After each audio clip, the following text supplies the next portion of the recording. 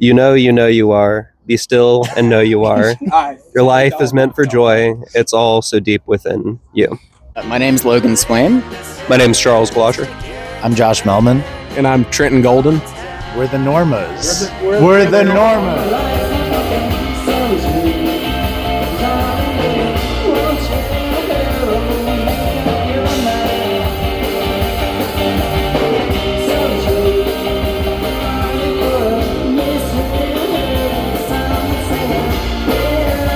What did you guys just do tonight? We performed a set of the Earl for the first time, but more importantly, opening for Couch Dog, some internet friends of ours, and then Midsummer opened. It was very exciting, very fun. Very nice. Indeed. Awesome. And what was your favorite part about performing tonight? I think, the energy was just really fun. We were super excited to open for Couch Dog because, like he said, we've been kind of talking with them for a while. Did a new cover tonight. That was really fun. Good energy. Anything to add? I love throwing honey buns and just throwing down, Yeah. And eating this. Hold on. And John, the drummer for Midsummer, made a fantastic pie, by the way. So this is also a great moment. I haven't tried it yet. And say I really enjoyed the energy on stage. It seems like we've been dialed in a lot more than we had the past 2 years, and I'm just super excited. We've been at this for a while, it seems like, but I'm really excited for this next phase of the band where we've been just locking in and making music and performing it live, which is what you're supposed to do. But new songs are always great, and also covers. I don't know. There's something about putting a cover together 2 weeks before, and we're like, yeah, we'll do it. You know what I mean? But yeah. Covered Accidentally in Love, by the way. And in addition to all that, the Earl, I think we've all seen some of our favorite artists at the Earl, so it was really special to get to play the video. Who is the Normas and how did you guys come to be? It started as a dorm project by me. I would say most of us went to Columbus State University down in Columbus, Georgia. And I released a really shitty EP, really bad EP, under a different name for the band. And then Los Secos. No, I said Los Psychos are a great band. Los Psychos would be really good. Los Amores. But we do love Los Psychos. Los Psychos is great. Great band. But Peruvian band. Yeah. But, I released something, COVID happened, went on hiatus, still was playing guitar and making music. And then I knew Josh because we roomed together freshman year of college, became friends. Josh knew Charles. Josh partied with Charles. I knew Charles. Then I met Trent when I was working radio. And we all were like, yeah, we'll start a band. And ever since then, we've been collaborating creative musically. Bless your pearl.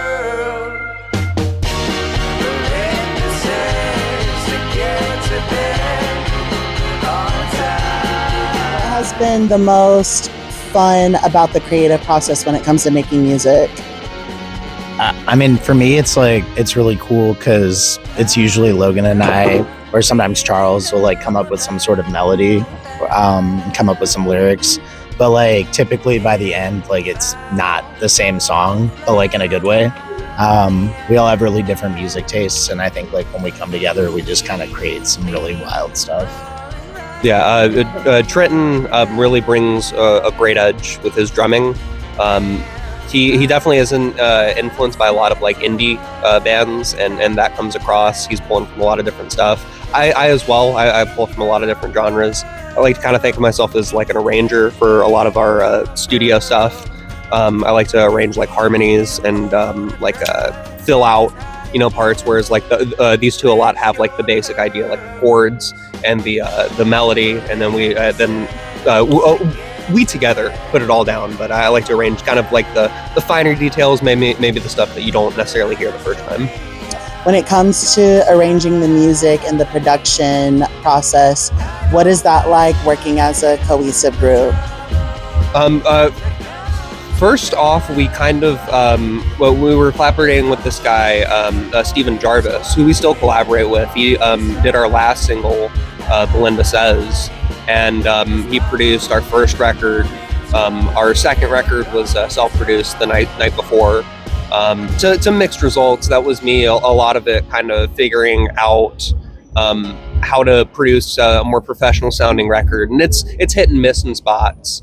But recently we have a new batch of songs, about 4 to 5 songs, about an EP's worth, that we're producing at home, kind of learning from all the mistakes that we made from our second project and any previous project, and just really just having full creative control, getting experimental with sounds, and really having the time.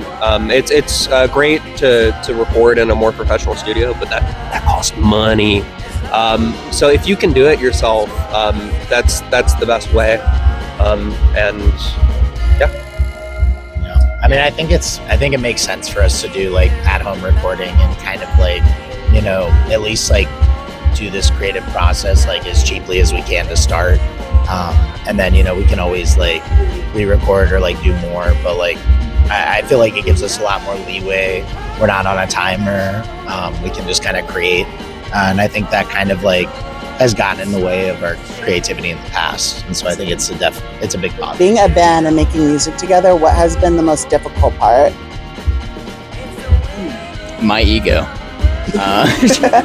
old ego is a too much thing. Yeah, I have a certain direction I do tend to like lean into, and it can be described as like wanting things to sound like it's coming out of a tin can. But Charles, Trent, and Josh have opened my mind up to things sounding good. I mean, I think like every kind of like band like kind of tries to like gravitate towards a niche, and I feel like for us it's kind of tough because like we all have like very different interests. Like even, I mean, I would say like Logan and I probably have like the most adjacent like tastes, and even we have like conflicts of interest like when we're writing. But I think it's like that stood in the way, but like I said, like it's also really opened us up to like kind of creating our own niche. I think we're in an era where we're being more agreeable.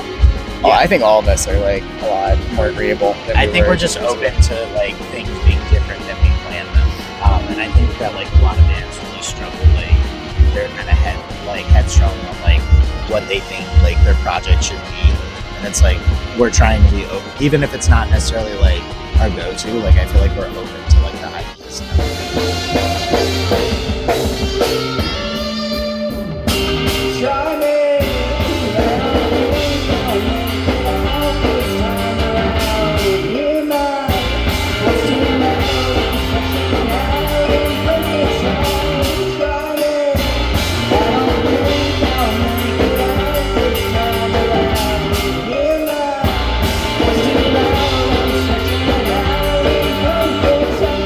We're gonna backtrack a little bit to our performance from tonight. The drummer over here had an amazing stage presence, stood out very, very well. May I ask, what is your inspiration when it comes to performing on stage, even just performing on drums? I'm very influenced by Keith Moon. A lot of the jazz drummers in the like 30s and 40s were like absolutely insane, because I feel that drums are one of those instruments. They're in the back. You can't see them most of the time because the front person, all the other bands up there. So the drummer always looks dead.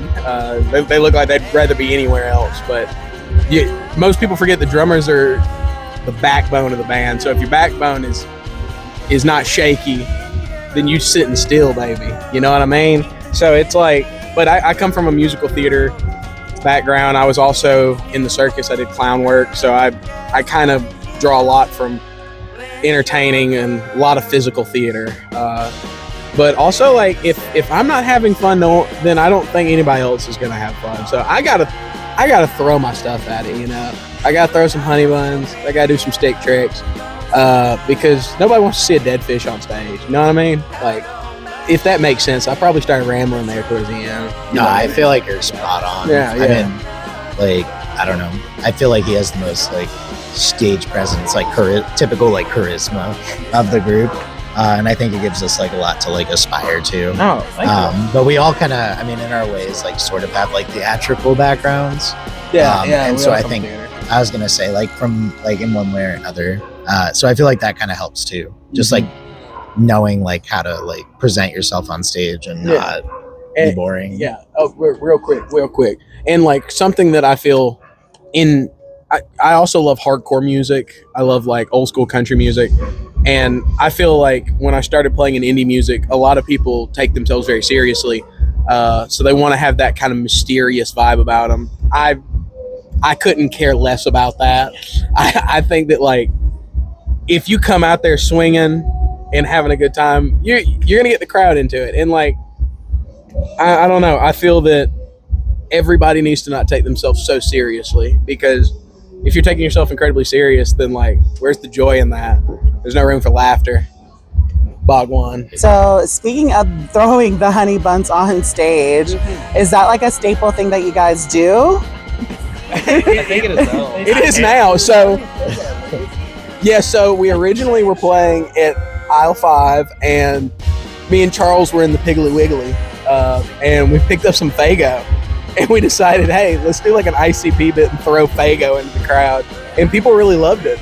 And then we never did it again. And It took about 2 years.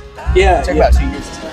so we come back to a show in Columbus. Yeah, our last played, show at the Law. The last show at the Law, and I was in Love's Truck Stop. Shout out Love's Truck Stop. Love y'all so much. They got really good deals on parfaits. Really? Okay. Anyhow, Really don't have to the dogs are great. Anyhow, they were having a 2-for-1 deal on honey buns, and I was like, it'd be really funny throwing one of these to somebody. And like I did it, and somebody was like, you don't know how much that meant to me. That I was wanting a honey bun so bad, and I didn't buy one because I was like low on money, and I was like, damn, sometimes people just need like a little bit of joy in their life. So we throwing honey buns from here on out, and the dude just got the box signed. Yeah, that was pretty That's good. crazy. It's so funny. I mean, we always have like Trent always has something, like whether we really want him to or not. But he always has like some sort of bit. But I feel like that one's kind of just like it's gonna stick around now. It has to. It's just good. It's just really easy. Honey bun tattoo coming soon. What is a message that you guys want to relay to the world through your music? Just because you look cool doesn't mean you are cool. I don't know. I just feel like just doing what you want to do with your music. Like it's not really like, yes, it's for other people, but like you're kind of just doing it for yourself. Like whether it's like an outlet or just like something you do for fun. I don't know. I just don't take things too seriously. Kind of like what he was saying. Like just kind of have fun with what you're doing. Even if you're writing like sad indie, like have fun writing your sad indie. For me, but never apologize for how something sounds. It might not sound good to most people, but like there's music out there for everybody. Just because somebody's like, oh, y'all don't sound good, like so what? Like we're doing our thing, we're having fun. Like the world is pretty shitty, like the world sucks pretty bad sometimes, and like if you can put on like a 2-minute track talking about popping bars, hoping your credit card doesn't bounce, and that makes you smile, shit, who am I to say? So I just hope that like for 2 to 3 minutes, like you just have a smile on your face. You just enjoy life for 2 to 3 minutes. That's all I hope to do with anything in my life. It's on Instagram at the Normas. Our website is www.thenormas. Yeah, we're doing a lot of cool stuff very soon. Big things coming. Big things coming. Big things No, coming. just stay plugged in. We have cool stuff. Come see us again on the Earl, at the Earl, with the Earl, by the Earl, inside the Earl, next to the Earl. But ultimately, come see us at the Earl again. I just put a security deposit on a house that I'm renting. Renting, not buying, renting. Acting like he bought a house, leading like he bought a house.